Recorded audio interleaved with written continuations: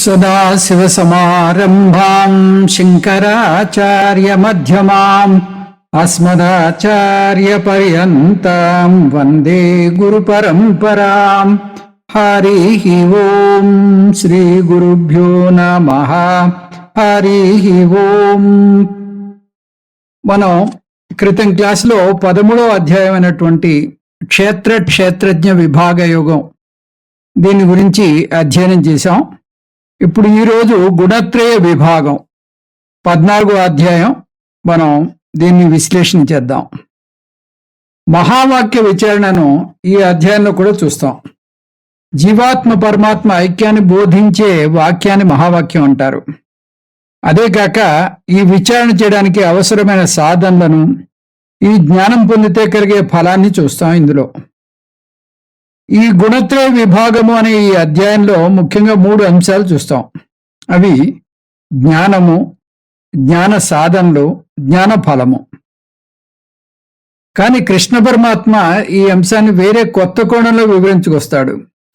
ఈ అధ్యాయాన్ని అర్థం చేసుకోవాలంటే మనం ఒకసారి మళ్ళీ 13వ అధ్యాయంలో ఈశ్వరుని నుంచి వచ్చిన సృష్టి క్రమం గురించి కృష్ణ పరమాత్మ ఏం చెప్పాడో ఒకసారి గుర్తు తెచ్చుకోవాలి.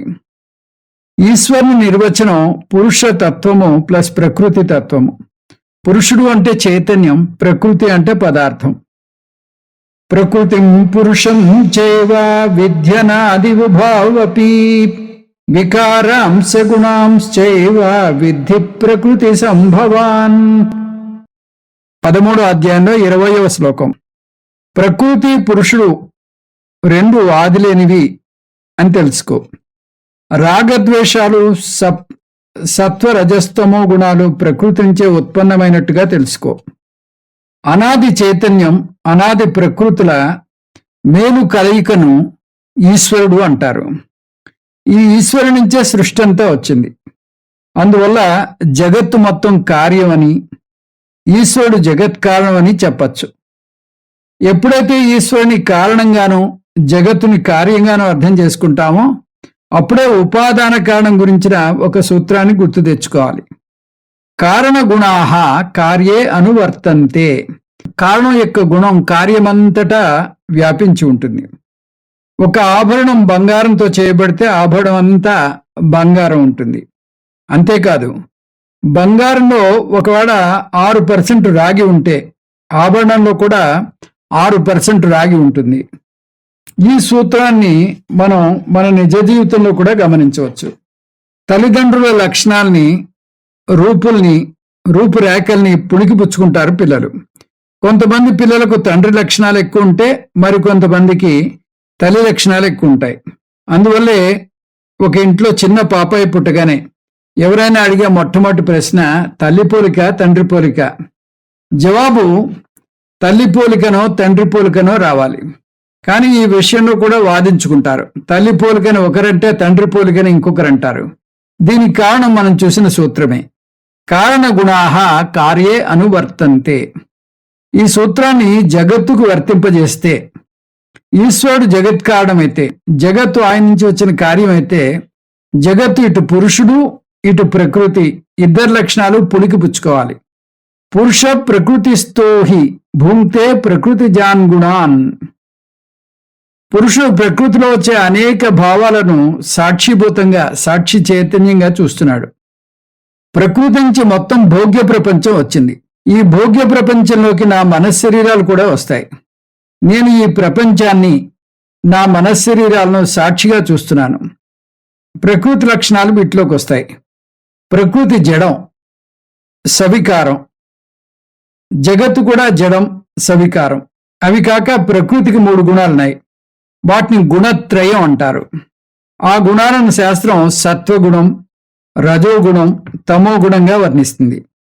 ప్రకృతి పురుషులలో ప్రకృతి త్రిగుణాత్మకం. మరి పురుషుని గుణం ఏమిటి? పురుషుడు నిర్గుణం లేదా గుణాతీతం. ప్రకృతిలో ఉన్న ఈ 3 గుణాలు జగత్తులో కూడా ఉండాలి. అందువల్ల జగత్తు కూడా ప్రకృతిలాగా త్రిగుణాత్మకం. అంటే జగత్తులో కూడా సత్వగుణం, రజోగుణం, తమో గుణం ఉన్నాయి. జగత్తులోని పంచభూతాల్లో కూడా ఈ 3 గుణాలు ఉన్నాయంటుంది శాస్త్రం. ఉదాహరణకు ఆకాశం తీసుకుంటే ఆకాశంలో సత్వ రజస్తమో గుణాలు ఉన్నాయి. జగత్తులో మన శరీరాలు కూడా వస్తాయని చూసాం. ఈ సూత్రం ప్రకారం శరీరానికి మనస్సుకు కూడా 3 గుణాలు ఉన్నాయి. ఒక్క ముక్కలో చెప్పాలంటే జగత్తు త్రిగుణాత్మకం, శరీరం త్రిగుణాత్మకం, మనస్సు త్రిగుణాత్మకం. కానీ వీటిని అనుభవించే నేను గుణాతీతుణ్ణి. ఇప్పుడు ఈ ప్రకృతి యొక్క 3 గుణాలే మన్ని సంసారంలో కట్టి పడేస్తాయి అంటోంది శాస్త్రం. ఈ 3 గుణాల వల్లనే మనం సంసారంలో పడి కొట్టుమిట్టాడుతూ ఉంటాం. కాబట్టి ముందు ఆ గుణాలేమిటో, ఎలా ఉంటాయో, వాటిని ఎలా నివారించాలో బాగా లోతుగా అధ్యయనం చేయాలి. ఈ పద్ధతిని వైద్య రంగంలో చూస్తాం. ముందు ఒక రోగం పొడిచూపింది. ఆ రోగం ఏ వైరస్ లేదా బ్యాక్టీరియా వల్ల వచ్చిందో పరిశోధన చేసి దాన్ని విడదీసి దాన్ని నివారించడానికి మందులు కనిపెడతారు. ఇంకో విషయం తెలుసా మీకు? సంస్కృతంలో గుణం అనే పదానికి ఇంకొక అర్థం ఉంది. అది తాడు లేదా గొలుసు. ఆశ్చర్యంగా లేదు? ఈ 3 గుణాలు 3 రకాల తాడులాగున్నాయి. ఇనప తాడు, వెండి తాడు, బంగారు తాడు. బంగారు తాడు ఖరీదైనదే కావచ్చు, కానీ మనను ఆ తాడు సంకెళ్లలో కట్టిపడేస్తే ఏం లాభం? సంకెళ్ళే. అవి ఇనుప సంఖ్యలు కానీ, వెండి సంఖ్యలు కానీ, బంగారు సంఖ్యలు కానీ. అందువల్ల ఈ సంఖ్యలను ఎలా ఛేదించుకోవాలో దాన్ని ప్రధానంగా విశ్లేషిస్తోంది ఈ అధ్యాయం. ఈ అధ్యాయాన్ని ముఖ్యంగా 3 అంశాలుగా విభజించవచ్చు. అవి: మొదటిది గుణత్రయ విచారణ, శ్లోకాలు 1 నుంచి 18 వరకు. రెండోది గుణాతీతంగా ఎదగడం, ఇవి శ్లోకాలు 19, 20లో వస్తాయి. మూడో అంశం గుణాతీత లక్షణము సాధన, శ్లోకాలు 21 నుంచి 27 వరకు ఉన్నాయి. ఇప్పుడు ఒక్కొక్క అంశాన్ని తీసుకుని వాటిని వివరంగా చూద్దాం. ముందుగా గుణత్రయ విచారణ, శ్లోకాలు 1 నుంచి 18. 3 గుణాల లక్షణాలు, బంధించే తీరుతెన్నులు, ఫలితం. కృష్ణ పరమాత్మ ఈ గుణత్రయ విచారణను 5 కోణాల్లో చేస్తున్నాడు. అవి గుణత్రయ లక్షణం, బంధం, లింగం, గతి, ఫలం. వీటిని మళ్ళీ ఒక్కొక్కటిగా చూద్దాం. లక్షణం అంటే నిర్వచనం. సత్వగుణం నిర్మలాత్మకం, మనసు నిర్మలాత్మకంగా ఉంటుంది. నిర్మలంగా ఉండడం వల్ల తక్కిన 2 గుణాలు మందం చేయలేవు కాబట్టి ప్రకాశవంతంగా ఉంటుంది. సత్వగుణంలో శుద్ధం, శాంతం, నిర్మలాత్మకంగా ఉంటుంది మనస్సు. రజోగుణం కర్మాత్మకంగా ఉంటుంది. రజోగుణంలో భావోద్రేకాలు, అనుబంధాలు ఎక్కువ ఉంటాయి. అందువల్ల రజోగుణాన్ని రాగాత్మకం అని కూడా అంటారు. రజోగుణాన్ని సానుకూలంగా వర్ణించాలంటే అతను ఉత్సాహంతో చిందులు వేస్తూ ఉంటాడు. అదే ప్రతికూలంగా చెప్పాలంటే అసహనంగా ఉంటాడు. తమోగుణం మోహాత్మకంగా ఉంటుంది. ఏ పని చేయాలనే తపన ఉండదు. ఈ బద్ధకం అటు ప్రశాంతతను, ఇటు ఉత్సాహాన్ని అధిగమిస్తుంది. ఇంకా చెప్పాలంటే ఈ రెండింటికి భిన్న లక్షణం ఇది. దీన్ని బద్ధకం ఉండడం, సరైన లక్ష్యం లేకపోవడం, అనాసక్తత అంటారు. ఆ విధంగా మొత్తం జగత్తులో ఈ 3 లక్షణాలు చూస్తాం. అవి నిర్మలాత్మకం, కర్మాత్మకం, మోహాత్మకం. బంధన ప్రకార, బంధన అంటే బంధకత్వం, ప్రకార అంటే పద్ధతి. ఏ గుణం ఎవరిని ఏ విధంగా బంధిస్తుందో చూద్దాం. బంధించే పద్ధతి ఏమిటి అంటే సత్వం.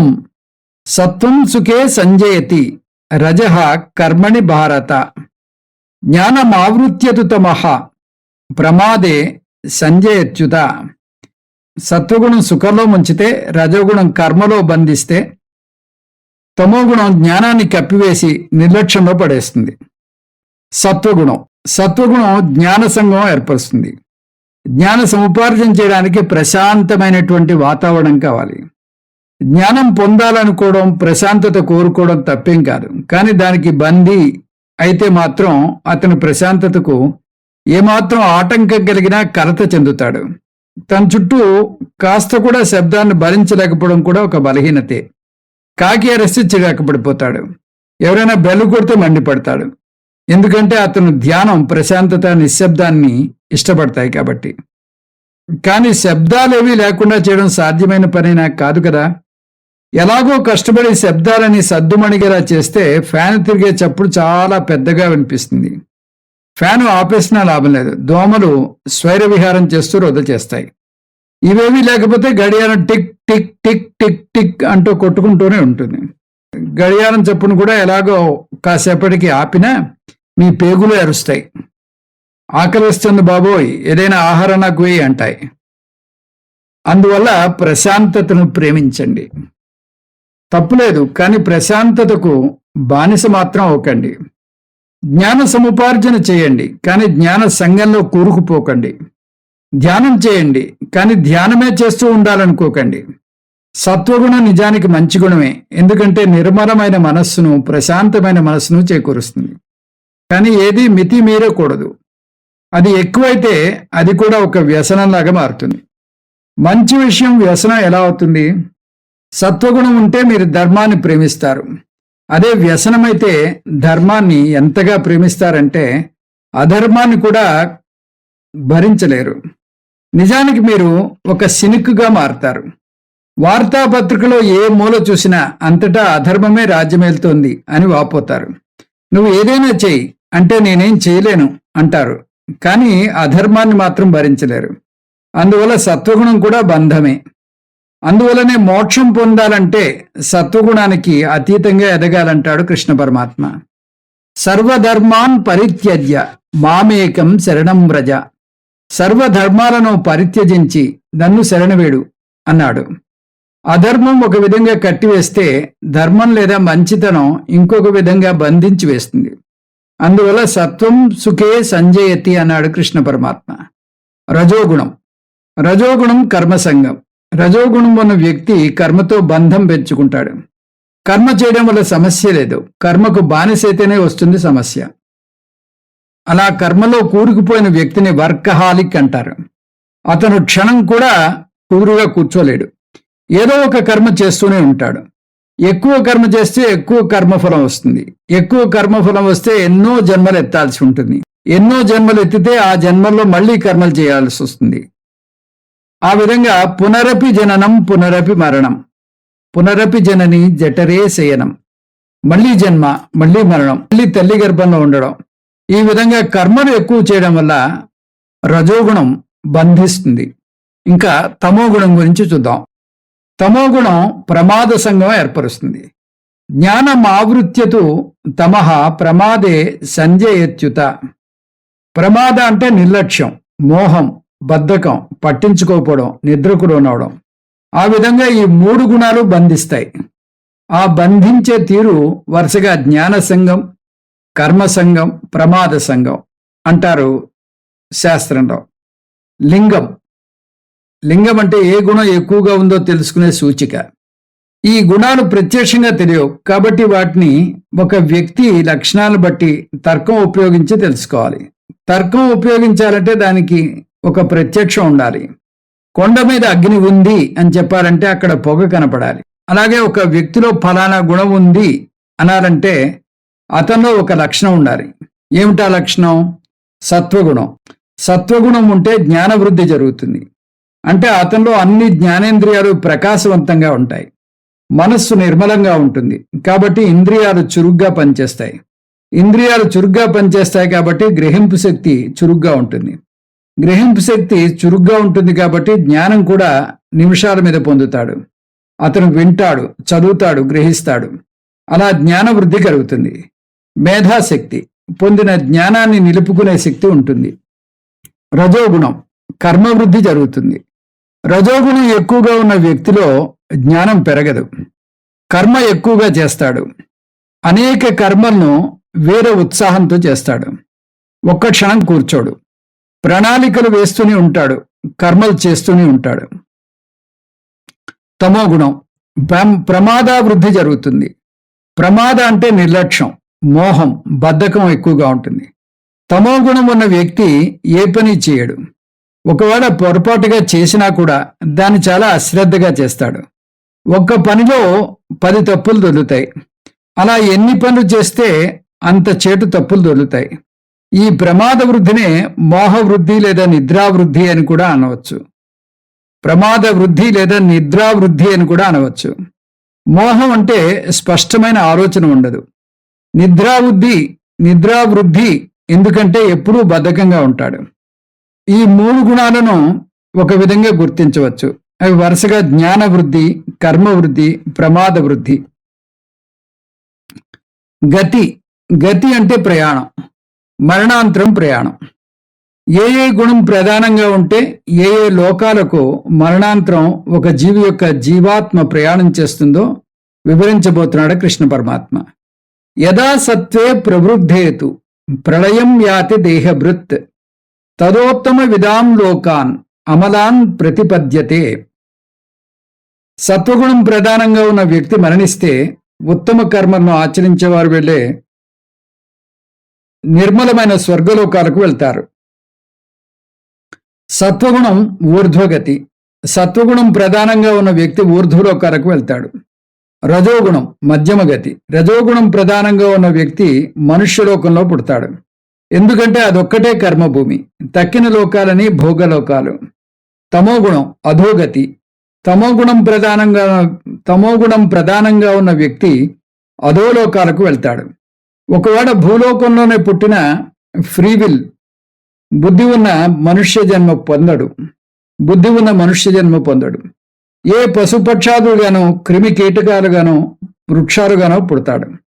3 గుణాల్లో సత్వగుణం ఉన్నవారు ఊర్ధ్వగతి పొందితే, రజోగుణం ఉన్నవారు మధ్యమగతి పొందితే, తమోగుణం ఉన్నవారు అధోగతి పాలవుతారు.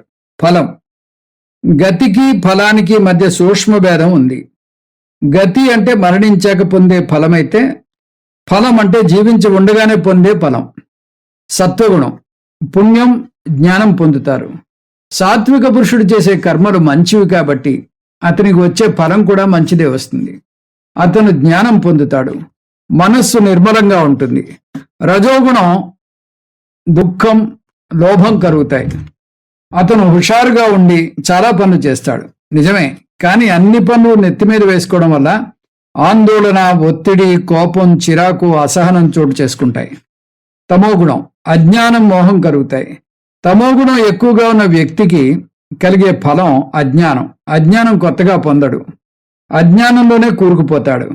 3 గుణాలలో సత్వగుణం ఉన్నవారు పుణ్యం, జ్ఞానం పొందితే, రజోగుణం ఉన్నవారికి దుఃఖం, లోభం కలిగితే, తమోగుణం ఉన్నవారికి అజ్ఞానం, మోహం కలుగుతాయి.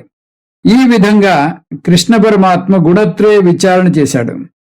దీనివల్ల కృష్ణ పరమాత్మ చెప్పదలుచుకున్న అంశం 3 గుణాలు మనిషిని బంధించి వేస్తాయి. సత్వగుణం ఉన్న వ్యక్తి ఉన్నతమైన వ్యక్తి. తన కోసం ఏమాత్రం ఆందోళన చెందడు కూడా. కానీ అతను నిస్వార్థ జీవి కాబట్టి, సంఘ శ్రేయస్సు కోరతాడు కాబట్టి తన గురించి ఆందోళన చెందకుండా ప్రపంచంలో అందరి గురించి ఆందోళన చెందుతూ ఉంటాడు. ఏ రాయి అయితేనేం పడ్డు కొట్టుకోవడానికి తన గురించి ఆందోళన చెందిరా, ఇతరుల గురించి ఆందోళన చెందిరా, ఆందోళనే అది బంధాన్ని కలుగు చేస్తుంది. అందువల్ల 3 గుణాలు కూడా బంధకత్వాన్ని కలుగు చేస్తాయి అన్నాడు కృష్ణ పరమాత్మ. అందువల్ల గుణాతీతునిగా ఎదగాలి. ప్రకృతిలాగా గుణాత్మకం కాకుండా పురుషునిలాగా నిర్గుణం కావాలి. గుణాతీతంగా ఎదగడం శ్లోకాలు 19, 20లో దీని గురించి చెప్పబడ్డాయి. ఈ గుణాలకు అతీతంగా ఎదిగే సాధన, గుణాతీతంగా ఎలా ఎదగాలి, దానికి పాటించాల్సిన సాధనలు ఏమిటి? గుణాతీతంగా క్రమంగా ఎదగడానికి ఒక వరుస క్రమంలో కొన్ని సాధనలను నిర్దేశించింది శాస్త్రం. రాత్రికి రాత్రి ఎవరిలోనూ మార్పు వచ్చేది. అలా తిరుగుబాటు చర్యలా మార్పు రావాలని కూడా ఆశించకూడదు. ఎందుకంటే హఠాత్తుగా వచ్చే మార్పు కానీ, తిరుగుబాటు తత్వం కానీ మంచిది కాదు. కొంతమంది అలా విపరీత దోవలు పోతూ ఉంటారు.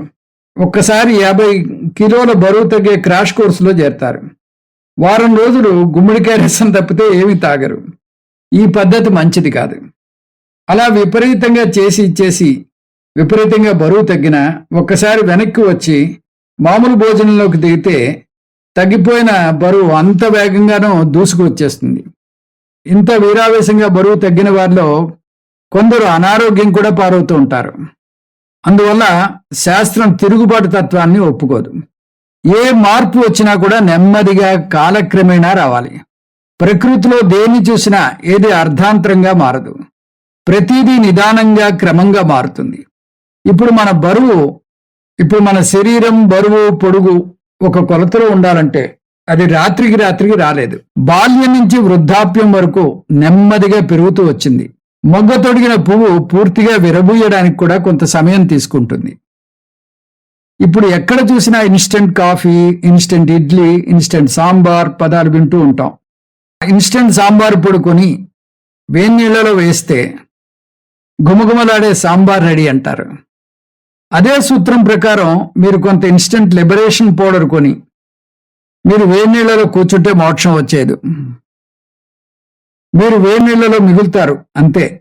అందువల్ల సంసారిగా ఉన్న మీరు రాత్రికి రాత్రి మోక్షం పొందలేరు. ఒకవేళ ఎవరైనా మీకు ఇన్స్టెంట్ మోక్షం ఇప్పిస్తాను రండి అన్నా దాన్ని మీరు నమ్మకండి. అది సత్యం కాదు, ఆచరణీయం కాదు. శాస్త్రం అలాంటి మార్గాలు చూపలేదు. అందువల్ల గుణాతీతంగా ఎదగాలి అంటే అది క్రమేపీ జరగాలి అని అర్థం చేసుకోండి. మరైతే ఎలా ఎదుగుతాం? కృష్ణ పరమాత్మ వివరంగా చెప్పాడు, కానీ ఈ అధ్యాయంలో కొన్ని సూచనలు ఇచ్చాడు. వాటిని కలుపుకోవాలి మనం.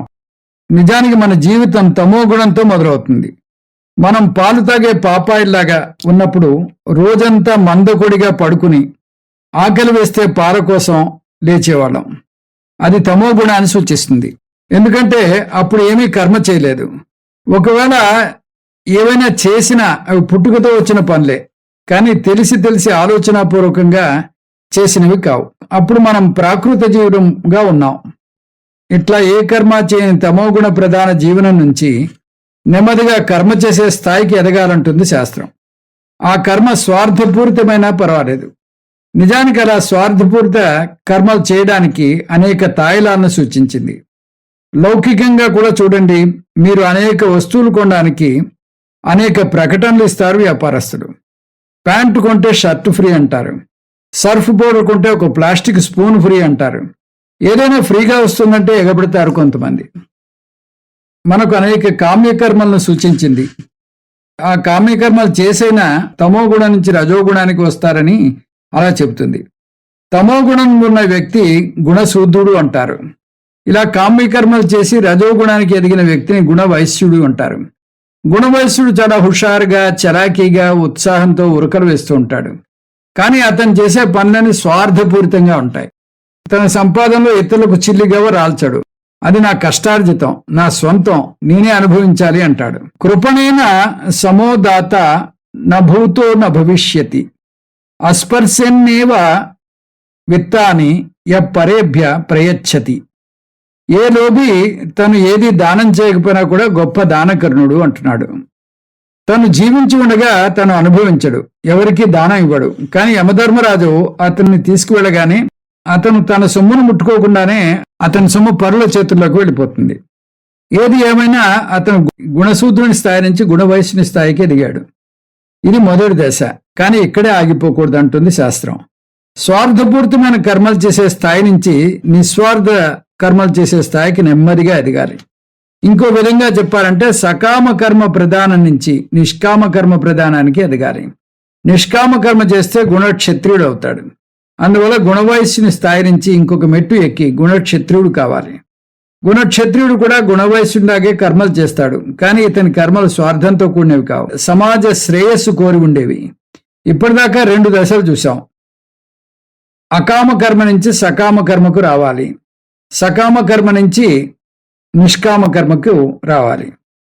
దాని తర్వాత దశ ఏమిటి? ఇంతవరకు బాహ్యముఖంగా ఉండి హుషారుగా అనేక కర్మలు చేశాడు. ఇంకా చాలు, ఇప్పుడు మీరు మీ మనస్సును ప్రశాంత చిత్తంగా చేసుకోవాలి. ఎందుకంటే అసహనంగా ఉన్న మనస్సు జ్ఞానాన్ని పొందలేదు అంటాడు కృష్ణ పరమాత్మ. జ్ఞానం పొందడానికి కావలసిన సాధనలు శ్రవణం, మననం, నిధిధ్యాసనం. పరుగులు తీసే మనిషి మనస్సు కూడా అతని వెంట పరుగులు తీస్తుంది. వేదాంత బోధ జీర్ణించుకోవాలంటే మనస్సు కుదురుగా, నిశ్చలంగా ఉండాలి. అందువల్ల మీరు ఇన్నాళ్ళు సమాజానికి సేవ చేసినది చాలు. ఇంకా గుణక్షత్రుని స్థాయి నుంచి గుణబ్రాహ్మణ స్థాయికి ఎదగండి అంటుంది శాస్త్రం. శాస్త్రం నేర్చుకోవాలంటే ప్రశాంతంగా ఉన్న మనస్సు ఉండాలి, చిత్త ఏకాగ్రత కావాలి. నా చక్షుషా గృహ్యతే నాపి వాచ నాణ్యై దేవై తపసా కర్మణావా జ్ఞానప్రసాదేన విశుద్ధ సత్వతస్తు తం పశ్యతే నిష్కలం ధ్యాయమానః. ఏకాగ్రతతో శుద్ధ సత్వగుణంతో ఉన్న సాధకుడు నిధిధ్యాసనం చేత నిర్గుణ ఆత్మలో నిలబడతాడు. మనస్సు ప్రశాంతంగా ఉండాలి. గుణక్షత్రియుడి నుంచి గుణబ్రాహ్మణుడు అవ్వాలి. దానికి ఏం చేయాలి? వేదం ఉపాసనను నిర్దేశిస్తోంది. నిష్కామ కర్మ నుంచి ఉపాసనకు రావాలి. ఉపాసన అంటే ధ్యానం. అది 2 రకాలుగా చేయవచ్చు. ఏకరూప ధ్యానం లేదా అనేక రూప ధ్యానం. ఉపాసనలో బహుముఖంగా పరుగులు తీసే మనస్సును వెనక్కు లాగి అంతర్ముఖం చేస్తారు. అలా బాహ్యముఖంగానే ఉండిపోతే వేదాంతం నేర్చుకోవడం కష్టం. పరాంచికాని వ్యతృణ స్వయంభూ తస్మాత్ పరాన్ పశ్యతి నాంతరాత్మన్ కశ్చిత్ ధీర ప్రత్యేగాత్మానమైక్షత్ ఆవృత్త చక్షు అమృతత్వమిచ్చన్. ఇంద్రియాలను భగవంతుడు బహిర్ముఖం చేయడం వల్ల అందరూ బాహ్య ప్రపంచాన్ని చూస్తున్నారు. ఎవరూ ఆత్మ వైపు తిరగటం లేదు. అమృతత్వాన్ని కోరే ఎవరో వివేకవంతుడు మాత్రమే ఆత్మను చూస్తాడు. సమాజ సేవ చేసే వ్యక్తి అద్భుతంగా సేవ చేస్తున్నాడు, అందులో ఏమీ సందేహం లేదు. కానీ అతను దానివల్ల కొంత నష్టపోతాడు కూడా. అంత బహిర్ముఖంగా ఉన్న వ్యక్తి వేదాంతాన్ని అర్థం చేసుకోలేడు.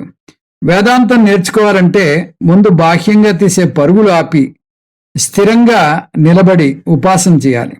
ఉపాసన ద్వారా బహిర్ముఖంగా ఉన్న మనస్సును అంతర్ముఖం చేయగలుగుతాడు.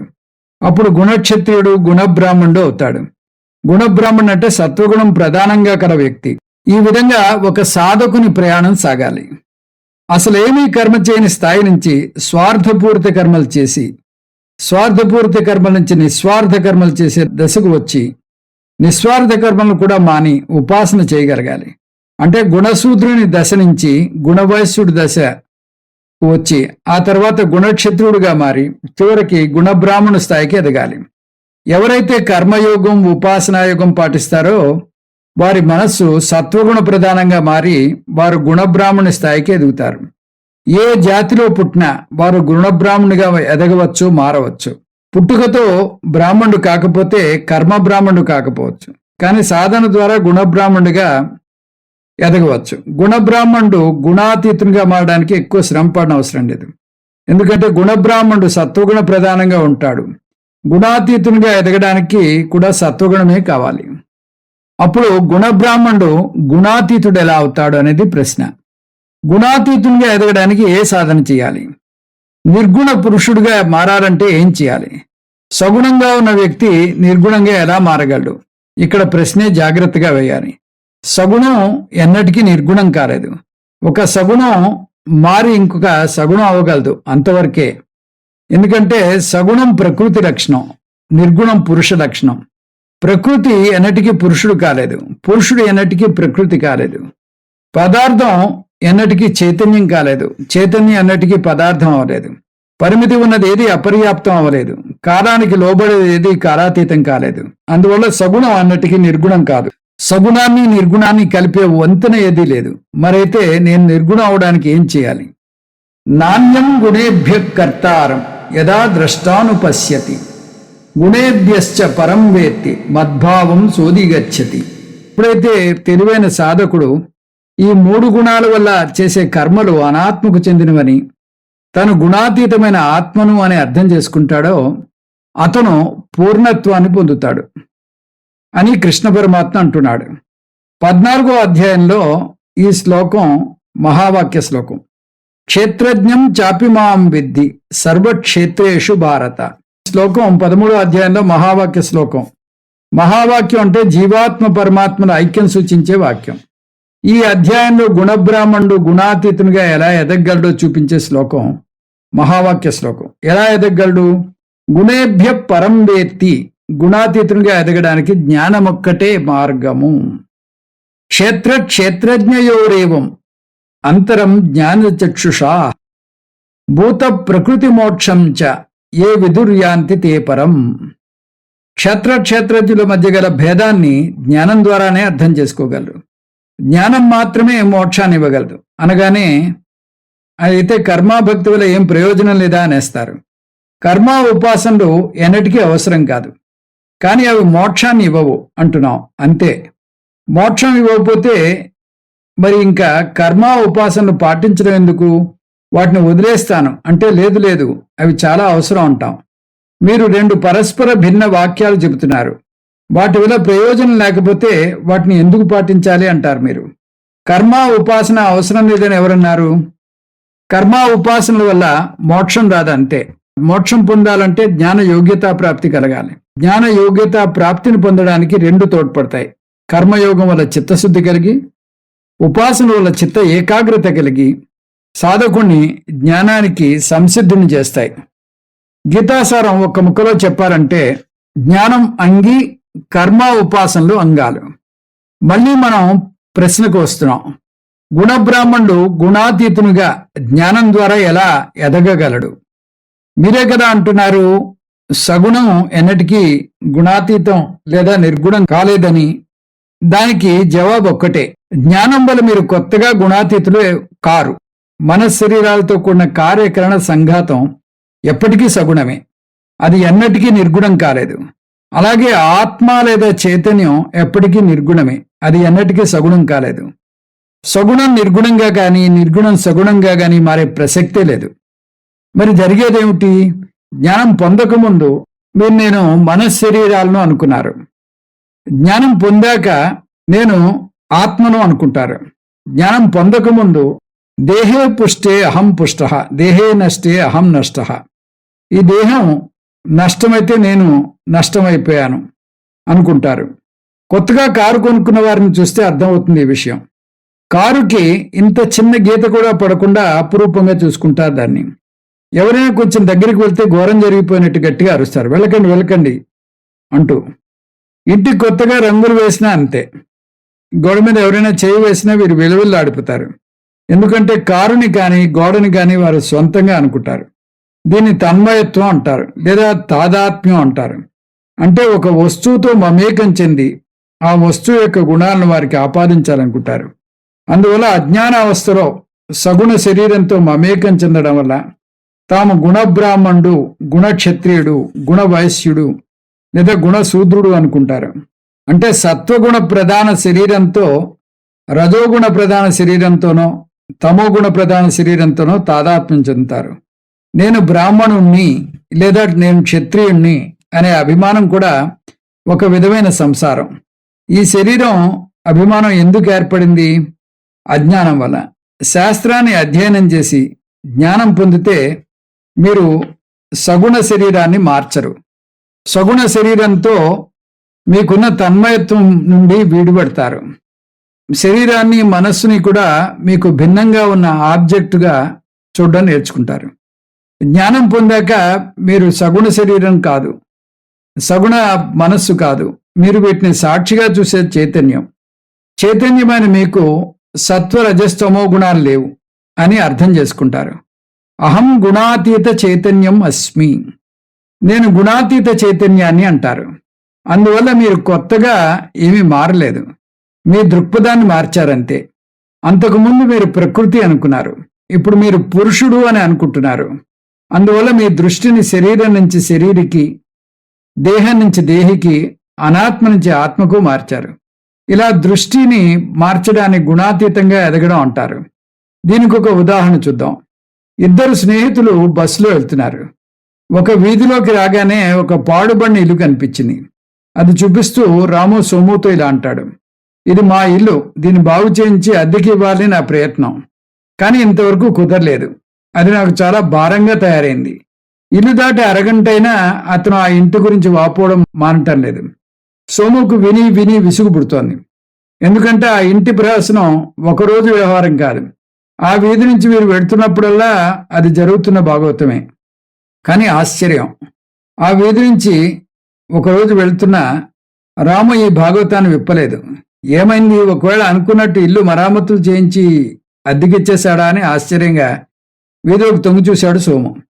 ఇల్లు అదే శిథిలావస్థలో ఉంది, ఏమీ చెక్కు చెదరలేదు. అలాంటప్పుడు తన స్నేహితుడు ఎలా చెక్కు చెదరకుండా కూర్చున్నాడు? అదే విషయం ఆశ్చర్యంగా అడిగాడు. ఏమీ లేదు, ఇప్పుడు ఆ ఇంటిని నేను అమ్మేశాను అంతే అన్నాడు నిదానంగా. ఇంటి విషయంలో ఏ మార్పు లేదు, కానీ ఇంటి యొక్క యాజమాన్యం రాము నుంచి ఇంకొకరికి మారింది. అంటే తలకాయ నొప్పి అంతా కొత్తగా కొనుక్కున్న ఆ వ్యక్తికి మారింది. ఇతను భారం దింపుకున్నాడు. దీనే దృక్పథంలో మార్పు అంటారు. మీరు చేయబోయేది అదే. జ్ఞానం పొందకముందు మీరు శరీరం, మీరు మనస్సు అనుకున్నారు. ముక్కు బండగా ఉందనో, నెత్తి మీద జుట్టు ఊడిపోతుందనో ఏదో ఒక బంగ పట్టి పీడిస్తూ ఉండేది. ముక్కు ప్లాస్టిక్ సర్జరీ చేయించుకున్నా, జుట్టు సమస్యకు హెయిర్ ట్రాన్స్ప్లాంటేషన్ చేయించుకున్నా, ఏదో సమస్య శరీరపరంగా పీడిస్తూనే ఉంది. కానీ ఎప్పుడైతే నేను శరీరం కాదు, నేను ఆత్మను అని మీరు అర్థం చేసుకుంటారో అప్పుడే మీ సమస్యలన్నీ మట్టుమాయమైపోతాయి. మీరు భగవంతునికి ఉత్తరం రాస్తారు, ఇన్నాళ్ళు నేను శరీరం అనుకున్నా, కానీ శరీరం అనాత్మకు చెందినది, అది అనాత్మ నుంచి వచ్చింది కాబట్టి అనాత్మకు తిరిగి వెళ్ళిపోతుంది. ఈ శరీరం మీద నాకేం హక్కు లేదు, నేను దానికి ధర్మకర్తను మాత్రమే అంటారు. మరైతే మీరు ఎవరు? మనోబుద్ధ్యహంకార చిత్తాని నాహం నచ శ్రోత్ర జిహ్వే నచ ఘ్రాణ నేత్రే నచ వ్యోమ భూమిన్న తేజో న వాయుః చిదానందరూప శివోహం శివోహం. నేను మనస్సు కాదు, బుద్ధి కాదు, అహంకారం కాదు, చిత్తం కాదు, నేను చెవులు కాదు, నాలుక కాదు, ముక్కు కాదు, కన్ను కాదు, నేను ఆకాశం కాదు, భూమి కాదు, అగ్ని కాదు, వాయువు కాదు, నేను సత్ చిత్ ఆనంద స్వరూపాన్ని. అంతేకాదు నాకు రాగద్వేషాలు లేవు, నాకు లోభమోహాలు లేవు, నాకు గర్వం లేదు, ఈర్ష్య లేదు. అలా పట్టిక కొనసాగుతోంది. స్థూల సూక్ష్మ కారణ శరీరాత్ వ్యతిరిక్త పంచకోశాతీత సన్ అవస్థాత్రయ సాక్షి సచ్చిదానంద స్వరూప సన్ యత్తిష్టతి స ఆత్మ. స్థూల సూక్ష్మ కారణ శరీరాలకు వ్యతిరిక్తంగాను, పంచకోశాలకు అతీతంగాను, అవస్థాత్రయానికి సాక్షిగాను, సచ్చిదానంద స్వరూపంతోనూ ఏదైతే ఉందో అది ఆత్మ. జ్ఞానం నన్ను ఈ గుణాతీత స్థాయికి తీసుకువెళ్తుంది అంటే నా గుణాతీత స్వరూపాన్ని నాకు తెలియజేస్తుంది. గుణానేత నతీత్య త్రీం దేహి దేహ సముద్భవాన్ జన్మ మృత్యు జరా దుఃఖై విముక్తోమృతమశ్నుతే. జ్ఞానం పొందిన జీవుడు పుట్టడానికి కారణమైన ఈ 3 గుణాలను అధిగమించి జన్మ మృత్యు జరా దుఃఖాల నుంచి విముక్తుడై అమృతత్వాన్ని పొందుతాడు. అందువల్ల జ్ఞానం భక్తి యోగంలో 5వ దశ. జ్ఞానం 5వ దశ అంటే తక్కిన 4 దశలు ఏమిటి? మీరు తమోగుణ ప్రధాన దశలో ఉంటే దాని నుంచి రజోగుణ ప్రధాన దశకు రావడం, అంటే గుణసూత్రుని దశ నుంచి గుణవయస్సునికి రావడం. ఒకవేళ మీరు ముందే గుణవయస్సుడైతే మధ్య దశలను వదిలేసి 5వ దశకు సరాసరిగా వచ్చేయచ్చు.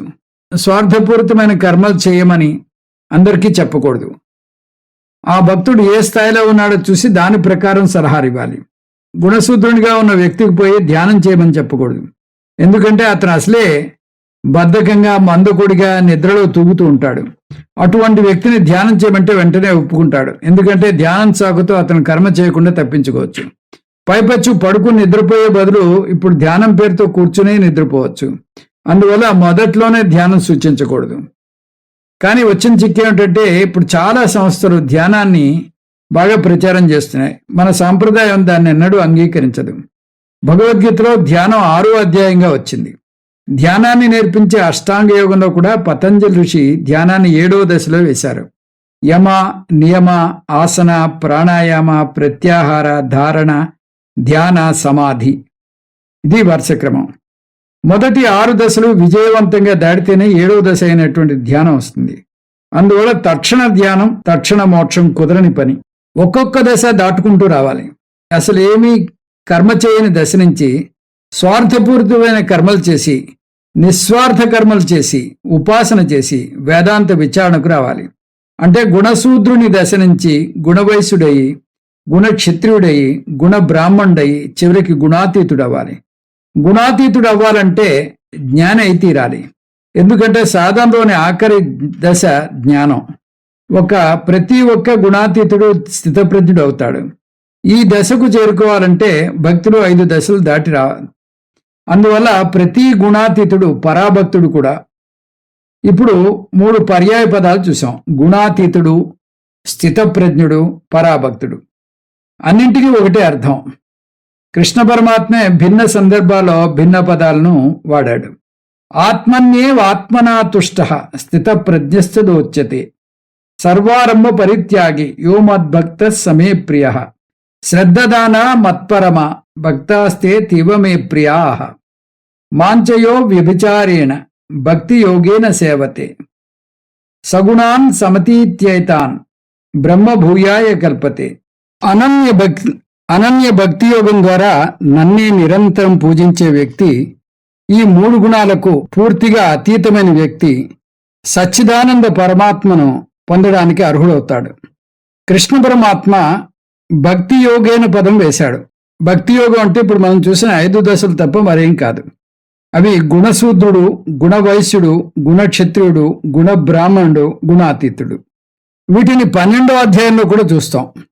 గుణాతీత లక్షణం సాధన శ్లోకాలు 21 నుంచి 27 వరకు. ఈ గుణాలకు అతీతంగా ఎదిగితే కలిగే ఫలం, గుణాతీత లక్షణాలు ఎలా ఉంటాయని అర్జునుడు ప్రశ్న వేస్తే దానికి జవాబుగా గుణాతీతుని లక్షణాలు చెప్పుకొస్తున్నాడు కృష్ణ పరమాత్మ. కైర్లింగై త్రీన్ గుణానేతాన్నతీతో భవతి ప్రభో కిమాచారకదం చేతాన్ త్రీన్ గుణానతి వర్తతే. ఈ 3 గుణాలకు అతీతంగా ఎదిగిన వ్యక్తి లక్షణాలు ఎలా ఉంటాయి, అతను ఎలా ప్రవర్తిస్తాడు, గుణాతీతంగా ఎదగడానికి ఏ సాధనలు చేయాలి అని అడిగాడు అర్జునుడు. ఈ విధంగా 3 ప్రశ్నలు అడిగాడు అర్జునుడు. గుణాతీతుని లక్షణాలు అంటే లింగం, గుణాతీతుడు ప్రవర్తించే తీరు ఆచార, గుణాతీతునిగా ఎదగడానికి సాధనలు సాధన. గుణాతీతుని లక్షణాలే 12వ అధ్యాయంలో పరాభక్త లక్షణాలుగా చర్చించబడ్డాయి. అద్వేష్ట సర్వభూతానాం మైత్ర కరుణ ఏవచ నిర్మమో నిరహంకార సమదుఃఖ సుఖక్షమీ. ఏ ప్రాణి మీద ద్వేషభావన లేని వ్యక్తి, అందరి మీద అవ్యాజమైన ప్రేమ కరుణ కల వ్యక్తి, మమత అహంకారాలు లేని వ్యక్తి, సుఖ దుఃఖాల్లో సమభావం కలిగిన వ్యక్తి పరాభక్తుడు. అక్కడ పరాభక్తునికి చెప్పిన లక్షణాల్లోంచి కొన్ని ఇక్కడ ఈ అధ్యాయంలో చెప్పిన వాటి నుంచి కొన్ని తీసుకుని చూద్దాం. ఇప్పుడు స్థితప్రజ్ఞుడు, పరాభక్తుడు, గుణాతీతుడు ఏ పేరుతో పిలిచినా అతనికి అన్ని విలువలు అప్రయత్నంగా అలవడతాయి. అవి అతనికి స్వాభావికం అవుతాయని అద్భుతంగా వర్ణించారు శంకర భగవత్పాదులు. సాధకుడు ఏ సాధన చేయాలి, జ్ఞానికి ఏ విలువైతే అప్రయత్నంగా అలవడతాయో వాటిని సాధకుడు శ్రద్ధగా ప్రయత్నపూర్వకంగా సాధన చేయాలి. జ్ఞానినః లక్షణాన్ని అజ్ఞానినః సాధనాని భవంతి. ఏ లక్షణాలైతే స్వాభావికాలో వాటిని అజ్ఞాని సాధనలుగా తీసుకోవాలి. జ్ఞానికి సహజంగా అబ్బితే అజ్ఞాని ప్రయత్నపూర్వకంగా సాధన చేయాలి. అంత ప్రయత్నపూర్వకంగా సాధన చేసినా విఫలం అవ్వచ్చు కూడా, అయినా మానకూడదు, ప్రయత్నం చేసి తీరాలి. సాధన చేయాలంటే కింది భాగాలను అధ్యయనం చేయాలి. భగవద్గీత అభ్యసించే ప్రతి ఒక్కరూ కూడా 3 అధ్యాయాల్లో చివర్లో ఇచ్చిన ఈ విలువలు ఒక చోట కూర్చుని వాటిని సాధన చేయాలి. తన జీవన విధానం ఆ సాధనకు దగ్గరలో ఉందో లేదో బేరీజు వేసుకోవాలి. అవి 2, 12, 14 అధ్యాయాల చివర్లో వస్తాయి. ఆ విలువలు ఎంత ఎక్కువగా పెంపొందించుకుంటే అంత ఎక్కువ అర్థవంతంగా ఉంటుంది ఈ వేదాంత అధ్యయనం. విలువలు పెంపొందించుకోకుండా వేదాంత అధ్యయనం మాత్రం చేస్తే దాని ఫలితం ఉండదు. గుణాతీతుని లక్షణాలు వివరించడంలో దాగి ఉన్న మరొక ముఖ్య ఉద్దేశ్యం, అతని లక్షణాలు సాధకునికి ఒక ప్రేరణగా ఉంటుంది. జ్ఞాని ఎంత ఆనందంగా, ఎంత నిశ్చింతగా, ఎంత హాయిగా ఉంటాడో గమనిస్తే సహజంగానే సాధకునికి కూడా గుణాతీతులాగా ఉండాలనే కోరిక పుడుతుంది. జ్ఞాని అతనికి ఆదర్శ పురుషుడవుతాడు. ఎప్పుడైతే జ్ఞానిలా ఉండాలనిపిస్తుందో అప్పుడే ఇదిగో ఈ లక్షణాలను పెంపొందించుకో అంటుంది భగవద్గీత. ఈ అధ్యాయంలోంచి సమబుద్ధి అంశము చూద్దాం. అద్వేష్ట సర్వభూతానాం, జ్ఞాని ఎవరిని ద్వేషించడు. మనం పెంపొందించుకోవాల్సిన విలువల్లో అతి కష్టమైనది ఎవరిని ద్వేషించకుండా ఉండగలగడం. దీన్ని కొంచెం లోతుగా విశ్లేషిద్దాం. శాస్త్రం ప్రకారం న్యాయబద్ధంగా ద్వేషించడం అనేది ఎక్కడా లేదు. ఎటువంటి ద్వేషము కూడా మంచిది కాదు. అందువల్ల మీరు వేదాంతానికి వచ్చారు అంటేనే ఈ ద్వేషభావాన్ని పోగొట్టుకోవాలి. సాధారణంగా మనం ఏం చేస్తామంటే ద్వేషభావాన్ని సమర్థించుకోవడానికి చూస్తాం. ఎదుటివారు చేసిన తప్పులు ఎత్తి చూపి అందువల్ల అతన్ని ద్వేషిస్తున్నాను, అతన్ని ద్వేషించడంలో తప్పు లేదు అంటూ సమర్థించుకుంటాం కూడా. శాస్త్రం దీన్ని అంగీకరించదు. న్యాయమైన, సకారణమైన, సరైన ద్వేషం అంటూ ఏం లేదు. ఎటువంటి ద్వేషభావన కూడా సరైంది కాదు. ప్రతి ఒక్కరూ కూడా సాధు పురుషుడు, ఉన్నతమైన వ్యక్తి, ప్రేమించదగ్గ వ్యక్తి అంటుంది శాస్త్రం. ఎవరు ద్వేషింపదగ్గ వ్యక్తిగా ఉండాడు, అందువల్ల ఎవరినైనా ద్వేషించడం సబబు కాదు ఉంటుంది శాస్త్రం. సరే, శాస్త్రం చెప్పినట్టు ఒక వ్యక్తి సాధు పొంగవునిగా ఉన్నతంగా ప్రేమించదగిన వారిగా ఉండవచ్చుగాక, కానీ అతని చర్యలు అతని ప్రవర్తన చూస్తే అతనిలో ఏమాత్రం సాధు స్వభావం కనబడటం లేదు. శాస్త్రం చెప్పింది నమ్మశక్యం కావటం లేదు అంటారు మీరు. అందువల్ల మేము చెప్పేది అతని తప్పుడు ప్రవర్తన గురించి అంటారు. అతని తప్పుడు ప్రవర్తన కూడా ద్వేషించకూడదు అంటుంది శాస్త్రం. ఒక వ్యక్తిని ద్వేషించకూడదు, అతని చర్యలను ద్వేషించకూడదు. ఒక వ్యక్తిని ద్వేషించడం వల్ల అతని ప్రవర్తన కానీ అతని చర్యలను కానీ మీరు మార్చలేరు, మెరుగుపరచలేరు. సరికదా మీ ద్వేషం మీరు ద్వేషిస్తున్న వ్యక్తి కన్నా ద్వేషిస్తున్న మీకే హానికరంగా ఉంటుంది. అది మీ హృదయంలో యాసిడ్స్ను మోస్తున్నట్టు ఉంటుంది. ఎందుకంటే ఆమ్లానికి మండే శక్తి ఉంటుంది. దాన్ని ఎందులో వేస్తే దాన్ని నాశనం చేస్తుంది. అందువల్ల మీ ద్వేషం మిమ్మల్నే తినేస్తుంది. ఇంకా విచారకరమైన విషయం ఏంటంటే, మీరు ఎవరినైతే ద్వేషిస్తున్నారో అతన్ని ద్వేషిస్తున్నారని తెలియదు. అందువల్ల ఎదుటి వ్యక్తిని ప్రేమించండి, ద్వేషించకండి అంటుంది శాస్త్రం. ఎవరైనా తప్పుగా ప్రవర్తిస్తే దానికి కావలసింది ద్వేషం కాదు, ఆరోగ్యకరమైన స్పందన. ఆరోగ్యకరమైన స్పందన అంటే ఏమిటి? అది అనేక పరిస్థితుల మీద ఆధారపడి ఉంటుంది. ఎవరినైనా కదిలించండి, ఎవరికి వారు ద్వేషించడానికి కొందరు మనుషులు ఉంటారు. కానీ కృష్ణ పరమాత్మ అద్వేష్ట సర్వభూతానాం అన్నాడు. సర్వభూతానాం పదంలో సమస్త జీవరాశులు వచ్చేస్తున్నాయి, దోమలతో సహా. అందువల్ల మీ స్పందన ఎలా ఉండాలి? మీరు స్పందన చూపే ముందు మీరు ద్వేషించే వ్యక్తి యొక్క తప్పుడు ప్రవర్తన మీరు మార్చగలిగే పరిధిలో ఉందా అని ఆలోచించండి. ఆ వ్యక్తి చర్యను మీరు మార్చగలరా? ఆ వ్యక్తి మీద మీకు అధికారం ఉందా? ఒకవేళ ఆ వ్యక్తి మీకన్నా పెద్దవారైతే మీరు వారిని మార్చలేకపోవచ్చు. తండ్రి, మీ పై అధికారి, మీ భర్త అయితే వారి మీద మీకు అధికారం లేకపోవచ్చు. అల్లుడు మీకన్నా చిన్నవాడైనా జామాత దశమో గ్రహ అంటారు, అతని మీద కూడా మీకు అధికారం ఉండకపోవచ్చు. అతను మీ అమ్మాయిని అడ్డు పెట్టుకుని ఒక ఆట ఆడిస్తాడు. మీరు ఏదైనా తిరిగి అంటే దాని ప్రభావం మీ అమ్మాయి మీద పడుతుంది. వీరి మీద మీకు అధికారం లేదనుకుందాం. ఇప్పుడు ఇంకొక ప్రశ్న, మీకు అధికారం ఉన్న వారిలో ఎవరైనా మిమ్మల్ని బాధిస్తున్నారా? వారి చర్యలతోనో ప్రవర్తనతోనో వారు మిమ్మల్ని హింసించకుండా ఉంటే మీరు అదృష్టవంతులే. కానీ వారు మిమ్మల్ని బాధిస్తున్నారనుకుందాం, అప్పుడు ఎలా తప్పించుకుంటారు? మీరు ఆ వ్యవస్థను మార్చండి. ఉదాహరణకు, మిమ్మల్ని చికాకు పరుస్తున్నది మీ కింది ఉద్యోగి అయితే అతని ఉద్యోగంలోంచి తీసేయచ్చు. మీ కోపం తెప్పిస్తున్నది మీ పొరుగు వారైతే అతని పొరుగున అవస్థపడుతూ ఉండే కన్నా ఇల్లు మారిపోవచ్చు. ఆ విధంగా ఎక్కడ తప్పించుకోగలరో అక్కడ తప్పించుకోండి. లేదు, నేను వ్యవస్థను మార్చలేను అని మీరంటే అది చాలా బాధాకరమైన విషయం.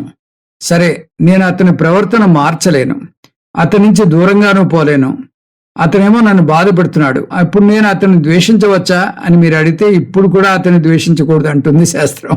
మరి అవస్థపడండి, తప్పదు అంటుంది. ఒక వ్యక్తిని ద్వేషించినంత మాత్రాన అతను మారడు. అతను కాకుండా అతను చర్యను ద్వేషించినా మీరు ఆ చర్యను మార్చలేరు. మరైతే ఏం చేయాలి? మీరు చేయగలిగింది ఒకటే, ప్రార్థన చేయడం. ఏమిటా ప్రార్థన? ప్రార్థన రెండు రకాలు చేయొచ్చు.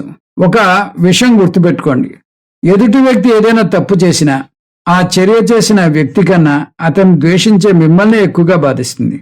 ఉదాహరణకు, మీకు బాగా కోపం వస్తే ఆ కోపం చుట్టూ ఉన్నవారిని హడలగొడుతుంది, నిజమే. కానీ ఆ కోపం వల్ల ఎక్కువ అవస్థపడేది ముందుగా మీరే, మీ శరీరం అవస్థపడుతుంది. అందువల్ల మీ ప్రార్థన ఇలా ఉండాలి: ఓ దేవా, అతను ప్రవర్తించే తీరు వల్ల నేను బాధపడమే కాదు, అతను కూడా ఏదో ఒక విధంగా బాధపడతాడు. అందువల్ల ఓ దేవా, అతని ప్రవర్తనను మార్చు. ఇది ప్రార్థనలో ఒక భాగం. అతని ప్రవర్తనలో మార్పు వచ్చేదాకా మీరు ప్రార్థనలో రెండో భాగం కూడా చేయాలి. ఓ దేవా, అతని తప్పుడు ప్రవర్తన నేను భరించగలిగే శక్తిని నాకు ప్రసాదించు. నన్ను శుద్ధిపరచడానికి ఇది నువ్వు నాకు కలుగజేస్తున్న అవకాశంగా భావించేలా చెయ్యి. మీ దృక్పథాన్ని మీరు మార్చుకోండి. భగవంతుడి మీద భక్తిని పోగొట్టుకోకండి. మిమ్మల్ని శుద్ధిపరచుకోవడానికి ఇది భగవంతుడు మీకు ఇచ్చిన ఒక అవకాశంగా భావించండి. ఒక కత్తిని పదును చేయాలంటే దాన్ని మెత్తని స్పాంజ్ మీద రుద్దితే ఫలితం రాదు.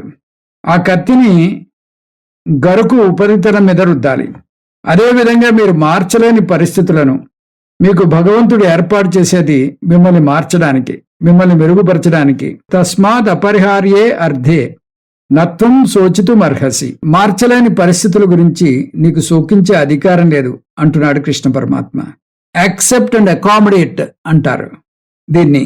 మీరు మార్చలేని పరిస్థితులు ఎదురై మీరు అవస్థపడాల్సి వస్తే మీకు ఈ అవస్థ కలుగు చేసిన వ్యక్తి ద్వేషించకండి. అతన్ని మార్చడానికి ఒక ప్రార్థన, మిమ్మల్ని మీరు దిటోపరచుకోవడానికి మరొక ప్రార్థన చేయండి. జ్ఞానికి అద్వేష్టం చాలా సునాయాసంగా సహజంగా అలవడుతుంది. సర్వత్ర సమబుద్ధి, ఈ సమత్వాన్ని కృష్ణ పరమాత్మ ఈ అధ్యాయంలో చెప్పాడు. సమదుఃఖ స్వస్థ సమలోష్టాస్మ కాంచన తుల్యప్రియా ప్రియోధీర తుల్య నిందాత్మ సంస్తుతి. త్రిగుణాతీతుడు సుఖదుఖాలను సమంగా స్వీకరిస్తాడు. మట్టి, రాయి, బంగారాలను సమంగా సమభావంతో చూస్తాడు. అతడే వివేకవంతుడైన జ్ఞాని. ప్రియాలకు కానీ నిందాస్తులకు కానీ లొంగడు. అన్నింటిలోనూ సమభావాన్ని చూపిస్తాడు. జీవితం ఎప్పుడూ సాఫీగా సాగదు. రహదారి అన్ని చోట్ల సాఫీగా ఉండదు. ఎగుడు దిగుడు ఉంటూనే ఉంటాయి. మీరు రోడ్డును సాఫీగా చేయలేరు. అందువల్ల మీ కారుకు షాక్ అబ్జార్బర్లు ఏర్పాటు చేసుకుంటారు. అలాగే మీరు ఎదుటివారిని కానీ వారి ప్రవర్తన కానీ మార్చలేరు. మీకు మీరే షాక్ అబ్జార్బర్లు ఏర్పాటు చేసుకోవాలి. ఆ షాక్ అబ్జార్బర్లు ప్రాథమిక దశలో భక్తి పరిపక్వత చెందాక జ్ఞానం, భక్తిలో మీకు ఆ శక్తి భగవంతుడి నుంచి వస్తే జ్ఞానంలో ఆ శక్తి మీ నుంచే వస్తుంది. జ్ఞానం ద్వారా మనసును దిటోపరుచుకుంటే మానవమానాలు ఎదురైనా సుఖదుఖాలు కలిగిన మీ మనస్సు ప్రశాంతంగా ఉంటుంది. సాధకునికి సమత్వం ఒక సాధన, జ్ఞానికి సమత్వం స్వాభావికం. ఈ రెండు విలువలు ద్వేషభావన లేకపోవడం, సమత్వం పాటించడం, జ్ఞానం వల్ల లేదా గుణాతీత తత్వం వల్ల కలిగే అనేక ప్రయోజనాలు రెండు ప్రయోజనాలు. కృష్ణ పరమాత్మ తన బోధను భక్తి యోగం గురించి నొక్కి వక్కాణించడంలో ముగిస్తున్నాడు. సగుణాన్ సమతీత్యైతాన్ బ్రహ్మ భూయాయ కల్పతే. గుణాతీతుడైన వ్యక్తి సచ్చిదానంద పరబ్రహ్మ ప్రాప్తికి అర్హుడవుతున్నాడు. దీన్నే బ్రహ్మ భావన అంటారు, దీన్నే మోక్షం అంటారు, దీన్నే జీవన్ముక్తి అంటారు. ఈ విధంగా కృష్ణ పరమాత్మ అర్జునుడు అడిగిన 3 ప్రశ్నలకు జవాబు చెప్పాడు. గుణాతీత లింగం, మనశ్శరీరాలను సాక్షిభూతంగా చూడడం. గుణాతీత ఆచార, సమత్వం బంధ విముక్తి. గుణాతీతుని సాధన అవ్యభిచార భక్తి. దీంతో మనం ఈ 14వ అధ్యాయమైనటువంటి గుణత్రయ విభాగ యోగం పూర్తి చేసుకున్నాం. వచ్చే క్లాస్లో పురుషోత్తమ ప్రాప్తి యోగం లేదా పురుషోత్తమ యోగం 15వ అధ్యాయాన్ని అధ్యయనం చేయడానికి ప్రయత్నం చేద్దాం. ఓం తత్సత్. సర్వం శ్రీకృష్ణార్పణమస్తు. ఓం పూర్ణమదః పూర్ణమిదం పూర్ణాత్ పూర్ణముదచ్యతే పూర్ణస్య పూర్ణమాదాయ పూర్ణమేవావశిష్యతే. ఓం శాంతి శాంతి శాంతి. హరి ఓం. శ్రీ గురుభ్యో నమః. హరి ఓం.